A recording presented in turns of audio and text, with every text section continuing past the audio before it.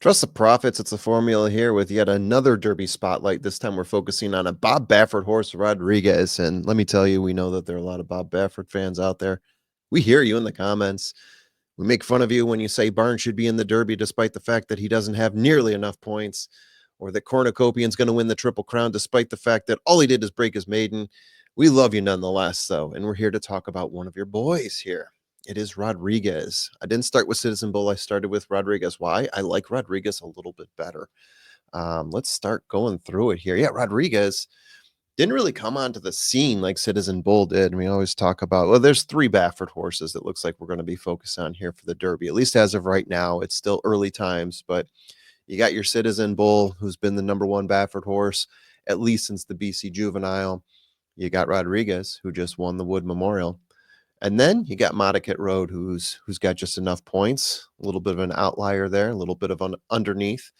But yeah, Rodriguez is the one with the recent win here. So trainer Bob Baffert, jockey. Last jockey was Mike Smith. We'll see if that actually pans out for the Derby, whether Mike Smith will take the mount here or Bob Baffert has someone else in mind. Sire's Authentic. I mean, does can't do much better than Authentic, right? A couple years ago, we went gate to wire, toe to toe with Tis the Law. Authentic did, and yeah, worked out pretty well for him. Got first place, despite the fact that he was not the post time favorite. I think Tis the Law was in that race. Rodriguez, 2 wins, 2 second places, 1 third place, a lifetime. Most of those races over in Santa Anita. I think his first maiden attempt was in Del Mar. And then he traveled over to Aqueduct for the Wood Memorial, being his biggest win. Style, I put pace here. Seen him as both a pace pusher, a little bit of a stalker, but also seen him as a pace setter. Obviously, we saw that in his last race here. So yeah, why do I like him a little bit better than Citizen Bull? Let's start talking through that. So the pros here. Here's the main reason. One thing that I look for are the best final times in a 9 furlong race. So we've got a number of different derbies that pop up here. You got the Wood Memorial being one of them. And I often look to see who ran the best time. Let's take out of the equation which park it was and what the record is there and is there any bias, et cetera, et cetera. I think over time it all pretty much balances out. And the best race time in 9 furlongs for any of these horses was Rodriguez at the Wood Memorial going gate to wire with a 148.15. Now that to me is impressive. Yeah, because I he had, and that's my second line here. Final furlong was a 12:47. He was stronger at the end of the race than he was at the beginning of the race, and I'll show you that in a second as well. I think that bodes well for him. If he sets the pace or he can rate, he won't have to deal with traffic. That's another pro right there. This is a front of the pack type horse for better or for worse. So if he can figure out the whole rating thing, if he can run his race and work around traffic in front of him, if he can pass horses, which I've rarely seen him do, either gets out in the front or he sort of sits back in second or third and is content with that. If he can end up passing horses at the end, I think he's going to be in really good shape. And he has East and West experience, meaning he's run both in California and in New York. The reason I put that in there is because I do feel like, especially sometimes with the small fields we get in California, these horses are just beating up on each other. And you see the same 3 horses every race in a 6-horse race. And that's about it. So it's really hard to judge them versus what they're going to see at the Derby, where you're getting Kentucky and Florida and Arkansas and whatever. And then that third bullet I have in here, I'm going to wrap it around into that and say the Baffert factor. We've seen this a number of times. Even when you think that Baffert doesn't have the best horse in the Derby, we've seen this with Authentic and Medina Spirit, especially Medina Spirit. I know there's an asterisk next to him, but I'm just going to include him in this discussion anyway, because he did finish in first in that race. There's something about these horses that he brings in. Yeah, the Baffert heads, the Baffert bunnies are all, raising their hands and cheering, yay. But it's true. I mean, he brings a horse in here and you have to notice that horse. You have to take a look at it. You have to figure out what he was doing with that horse and whether this is the one that is going to have its ears pricked back for the Derby. So those are the pros there, in my opinion. Now for the cons. Early pace numbers, slow for the Derby, and I'll show you that in a second here. We'll dive into that in a little bit. We'll get more pace pressure from horses like East Avenue, Owen Almighty, probably a few more in there as well. Modicat Road, if he runs. I mean, all three of the Baffert horses are pretty pace forward. So how's that going to work out?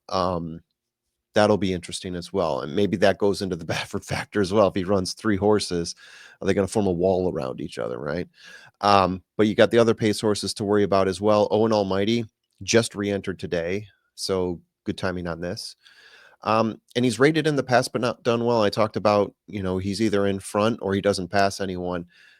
Any race that I've seen him in where he is not in first place or gone gate to wire, he has not won. He's gotten second or third place. And I put a maybe there. I mean, there's people that I talk to who think, well, what was the plan for him? What was the plan for Rodriguez? He's racing in a 5-horse race with 3 other Baffert horses. Was that where he was meant to be, per where the trainer wanted him to be, right? Is this just another race where he is training, essentially? I don't know what you think of that, but I just thought I would include that in here as well, that anytime he has been in second or third and tried to rate, has not looked as good. Okay, so let me yeah, so Wood Memorial, a little bit of an eye chart, but this is something that I would do in my full field rundowns, take a look at how the race time stacked up to most recent runners, and I did want to throw this out there because I didn't do one for the Wood Memorial, and I think especially with Rodriguez and his boss of a race time, it's worth calling out. Best race time since Mo Donegal ran a 147.96 and then turned around, got 5th in the Derby. So, yeah, you don't see too often. So out of the last 11 races, 3 times they've broken 150. So it's not like they're breaking 150 consistently. And I think before that, the best time or the lowest time since Rodriguez's race before Mo Donegal, I think it was Bellamy Road, 2004, 2005. It's been a while since we've gotten some really low races like that. Vino Rosso, 149.79, pretty darn good there as well. Okay, so now let's flip over here and let's watch a little racing, shall we? So it's going to be easy to note here which one Rodriguez is. He is the 1 horse. Fast forward a little bit of this here. Probably should take care of that ahead of time. Let's see. Okay, so they get out of the gates there. Rodriguez, the 1 horse, goes to the rail immediately. And yeah, he's going to sit there getting a little bit of pressure there from Captain Cook early on, but Captain Cook veers off to the side. Rodriguez takes that corner real nicely, hugs the rail. Got a nice move around the corner there for Rodriguez.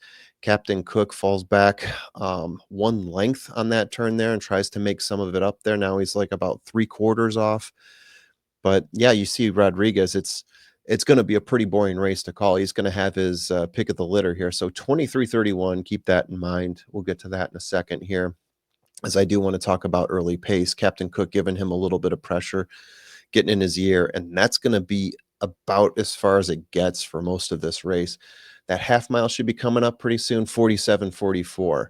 So keep that in mind as well as we go on to the next slide after we get through this race. But I do also want to point out that he's running in a pretty big pack here. This isn't just your 5 or 6 horse Santa Anita race. This isn't the San Felipe or the Robert Lewis.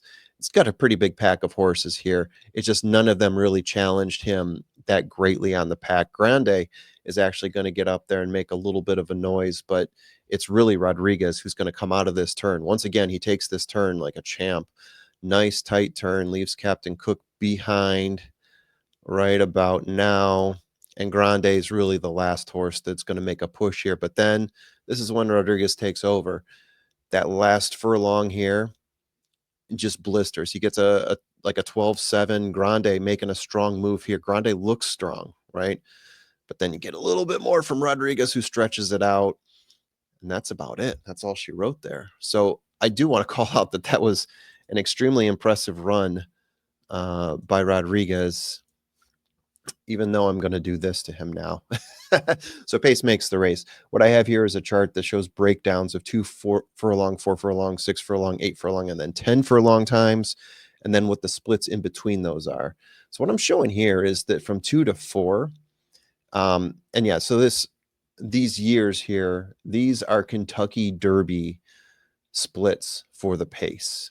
So I'm showing this to say, okay, if we're talking about a pace setter here, potential pace setter, what was his pace in his biggest race compared to what we're expecting to see in the Derby. And we can go through here, and there is, one other 23-second 2 furlong, and then 0.47 second 4 furlong. So the average is 22.6 and 46.3. The early pace here was pretty slow compared to what you're going to see at the Derby. And that's not always the case. Some of these prep races, and I'm going to go through that in another video that I'm going to work on in a second here, but some of them are actually close to those Kentucky Derby pace times. And I think that might be more indicative of being able to project a horse out and having success in the Derby potentially. So that's my theory, at least. What is also interesting to note here is you see how it's red for 2 furlongs, going a little bit slower there, 47 seconds. Sounds quick, but Derby times, right, 46. Now we start to get a little bit closer. At 6 furlongs, 71 seconds, and then finally by the time we get to 8, so he's getting faster. He's actually getting faster. He gets down to 95 seconds, which if you look across here is some of the faster Derby times for 8 furlongs, 95 seconds. Obviously don't know what he's going to run for 10 furlongs. That remains to be seen. But also right here, if you look at the times between those 4 to 6, 6 to 8, he starts off running 24 seconds between 2 and 4, and then 23.8, 24.4. So interesting to note, if he's going to be a pace setter, he's going to get beaten on the pace. So that's what my purpose of calling this out is. East Avenue, Owen Almighty, they're going to push this pace up. So you're going to see a 22 2 furlong. You're going to see a 46, if not 45 4 furlong, if they're all in the race together, right? That's my prediction here. So even though he looks really strong in the Wood Memorial, even though he looks like a pace setter, I don't think this is going to hold up, and he's going to have to make his way through as a stalker, which he hasn't done well in the past. But again, this is a maturing horse. This is a horse that maybe at 10 furlongs, maybe he figures it out where he didn't do something as well at the Robert Lewis or the San Felipe. Final thoughts, projecting loads of early speed, could get caught up in that and may not have the most speed. Maybe that's better. Maybe it's worse. Maybe it doesn't fall into his domain. If he maintains his pace, he has shown he should have a strong final kick, is what we saw in the Wood Memorial. So if he can manage his way around traffic, if he can figure that out, he's actually going to be in good shape. We just haven't seen it yet. And then watch for scratches. So we talked about Owen Almighty, who just re-entered. We talked about a couple different BAFFERT horses and East Avenue. So a lot of those horses, I think there's a few in there that might end up scratching before the Derby. I mean, I don't want to predict out too much, but I think that there is a low risk for them to scratch before the Derby versus a high risk. So there's the potential there. If more speed scratches out, I think that's a good thing for this horse. But again, I also don't think he's going to go gate to wire based on what we've seen. If he is, that means he's increasing his early pace, and that's probably going to take away from what he's going to be able to do at the end, meaning all those closers are going to end up passing him. There you have it. Those are my thoughts on Rodriguez. I'm curious to see what you guys have to say. I think things need to happen for him to finish in the top 3 in the Derby. I don't think he's a set favorite, but he's better than I expected him to be. He's better than I thought I would rate him as by the time I got to this, once I started digging into the Wood Memorial. So anyway, hope you guys enjoyed that, and feel free to leave something in the comments. See ya.